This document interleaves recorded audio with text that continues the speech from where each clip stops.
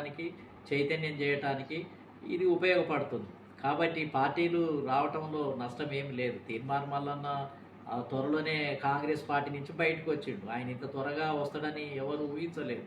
కానీ కాబట్టి తీన్మార్ మల్లన్న పార్టీ పెట్టడము, ఆ విధంగా ఆయన ఎవరొచ్చినా రాకున్నా, ఆయనతోటి కలిసి వచ్చినా రాకున్నా స్వతహాగానైనా పార్టీ పెట్టి మొత్తం ఏందనంటే ఈ రాష్ట్రంలో ఒక మార్పు తీసుకురావాలని ప్రయత్నం చేయడం జరిగింది. నా దగ్గరికి వచ్చినప్పుడు కూడా నేను చెప్పాను, నేను ఒక రాజకీయ పార్టీ దృక్పథంతో ఉన్న వ్యక్తినే అయినప్పటికీ ఆయన యొక్క పట్టుదలను చూసి ఖచ్చితంగా నీ వెనకాల నేను ఉంటాను, నీకు అన్ని రకాలైనటువంటి సలహాలు కానీ అన్ని రకాలవి కూడా నేను చేయటానికి సిద్ధంగా ఉంటాను. కాబట్టి ఖచ్చితంగా ఈ రాష్ట్రంలో తెలంగాణలో ఒక బలమైనటువంటి మార్పు రావాలనే ఉద్దేశంతోటే మరి మేము ప్రయత్నం చేయటం జరిగింది. కాబట్టి ఖచ్చితంగా ఈ రాష్ట్రంలో మరి పెద్ద మార్పులు వచ్చే అవకాశం ఉంది అనేది మరి నేను అనుకుంటున్నాను.